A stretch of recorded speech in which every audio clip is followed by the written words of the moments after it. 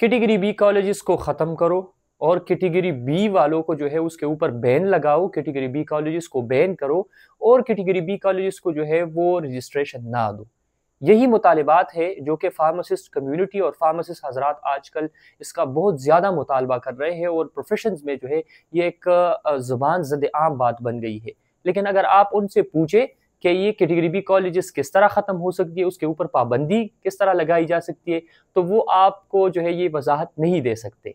इसके ऊपर जो है वो आज की वीडियो में हम बात करेंगे। इंतहाई अहम वीडियो है, तमाम फार्मासिस्ट हजरात को ये वीडियो ज़रूर सुननी चाहिए। पहली बुनियादी बात तो ये है कि फार्मासिस्ट कम्युनिटी का यही मुतालबा है कि कैटेगरी बी कॉलेजेस के ऊपर पाबंदी लगाई जाए। ये हम सब का है और ये जितनी भी तंजीमें हैं फार्मेसी की, वाईपीसी है, पीपीए है, जितने भी फार्मासिस्ट हजरात हैं वो यही मुतालबा करते हैं कि पहले तो कैटेगरी बी कॉलेजेस के ऊपर जो है ये जो बेहंगम और धड़ाधड़ उसको रजिस्ट्रेशन दी जा रही है उसको ख़त्म किया जाए। दूसरी बात ये है कि इसके ऊपर जो लाइसेंस का इजरा होता है वो ख़त्म किया जाए। हम सबका मुतालबा है और बिल्कुल होना चाहिए। लेकिन इस वजाहत में जाने से पहले बुनियादी जो बात है, जो कि अक्सर हमारे फार्मासिस्ट हजरात उसको मिक्स करते हैं, वो ये है कि दो जो है रूल्स या दो लॉज जो है वो रेगुलेट करती है हमारे फार्मेसी प्रोफेशन को।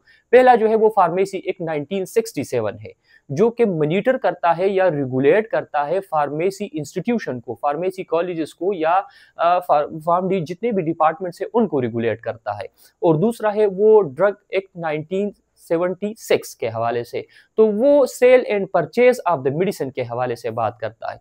तो अगर आपने कैटेगरी बी कॉलेजेस के हवाले से बात करनी है तो वो एक्ट के हवाले से, वो जो है वो कौंसिल रेगुलेट करता है, उसको रजिस्ट्रेशन देता है। और अगर आपने लाइसेंस के हवाले से बात करनी है तो वो ड्रग एक्ट 1976 के हवाले से, उसके तहत रूल्स बनेंगे, उस रूल्स में जो है वो लाइसेंस का अजरा होता है।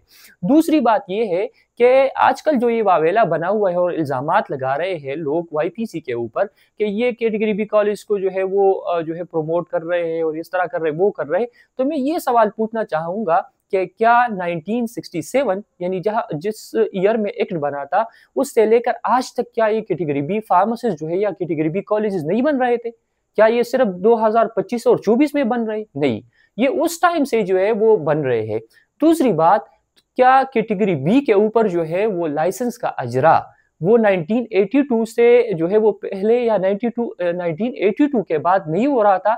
1982 में जो ये रूल्स बने थे तो उसके तहत ही जो है वो कैटेगरी बी के ऊपर जो है वो लाइसेंस का अजरा हो रहा था।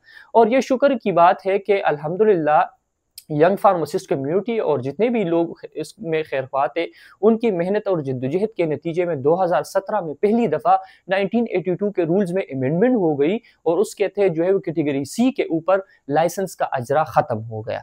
लेकिन इसके ऊपर जो है वो हमें और भी जद्दोजहद करने की ज़रूरत है।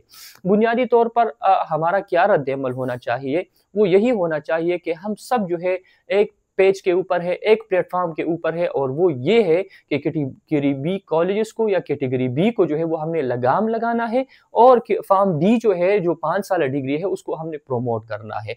ये तभी हो सकेगा जब हम एक्ट में जो है, कानून में जो है वो हम तब्दीली कर सकेंगे। और अल्हम्दुलिल्लाह 1967 में पहली दफ़ा जो है उसमें अमेंडमेंट हो गई थी और सीनेट से ये पास हो गई है और अभी कौमी असम्बली से ये पास हुई। उसमें बुनियादी जो तब्दीली है, जो तमाम फार्मासिस्ट के लिए ज़रूरी है कि उसको पढ़े, उसमें बुनियादी तब्दीली यही है कि फार्मासिस्ट की जो डिफिनीशन है पुरानी जो है एक्ट में, वो यही है कि a pharmacist is the person who is registered A और बी, यानी वो बंदा जो रजिस्टर्ड ए और बी में रजिस्टर होगा उसको फार्मासिस्ट डिक्लेयर किया जाएगा।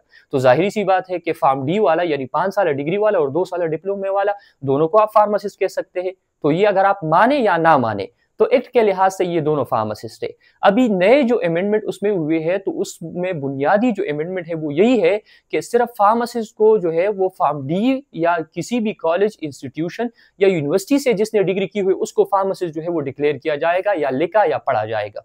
और कैटेगरी बी वाले को जिसने डिप्लोमा किया हुआ है 2 साला, तो उसको फार्मेसी टेक्नीशियन या फार्मेसी असिस्टेंट कहा जाएगा, जो कि असिस्ट करेगा फार्मासिस्ट को। और ये होना भी चाहिए। हम इससे जो है वो मुँह नहीं चुरा सकते, हम इससे जो है वो अपना जो है ये नहीं कर सकते कि कैटेगरी बी को बिल्कुल ख़त्म किया जाए। जब आप इसको ख़त्म करेंगे तो आप जब कंपाउंडिंग करेंगे, जब आप जो है वो फार्मेसी सर्विसेज़ देंगे तो उसमें आपको जो है असिस्टेंट रिक्वायर्ड होगी, तो वो असिस्टेंट आप कहाँ से लेंगी? हाँ, लेकिन ये बिल्कुल होना चाहिए कि कैटेगरी बी के ऊपर जो है वो शेड्यूल जी का निफ़ाज़ जो 2017 में इसको रिकमेंड किया गया था या रूल्स में इसको जो है वो पार्ट बनाया गया था, उसको बिल्कुल इम्प्लीमेंट करना चाहिए और शेड्यूल जी का निफाज बिल्कुल होना चाहिए। ये हम सबका मुतालबा होना चाहिए। हमारा इसमें क्या रद्द-ए-अमल होना चाहिए बहैसियत तंज़ीम, बहैसियत फार्मासिस्ट या बहैसियत फार्मेसी जो है वो फार्मेसी प्रोफ़ेशन का एक पार्ट हो गए। वो यही होना चाहिए कि हम ज़्यादा से ज़्यादा जो है वो लोगों के दरमियान और फार्मासिस्ट कम्युनिटी के दरमियान आगाही जो है वो फैलाए कि फार्मेसी एक्ट में जो अमेंडमेंट हो रही है ये फार्मेसी प्रोफ़ेशन के फ़ायदे के लिए है। दूसरी बात ये है कि तमाम अज़ला में ये बात हमें पहुँचानी चाहिए कि शेड्यूल जी का निफ़ाज़ जो है या जो रूल्स में जो अमेंडमेंट हुई है वो सबके फ़ायदे के लिए, आम मरीज़ के फ़ायदे के लिए है। उनको जो है वो मयारी अद्वियात जो है वो मिलेगी। और तीसरी जो बात है कि फार्मासिस्ट को चाहिए कि वो कम्युनिटी फार्मेसी की तरफ आए, वो अपना सर्विसेज़ देंगे और इससे जो है वो आम मरीज़ को और आम लोगों को ये जो है वो डिफ़रेंस मिलेगा कि एक मैट्रिकुलेट और एक आम जो है वो बंदे और फार्मासिस्ट के दरमियान डिफ़रेंस ये है कि फार्मासिस्ट ये सर्विसेज़ आपको दे रहा है, ये नॉलेज दे रहा है और दूसरा बंदा वो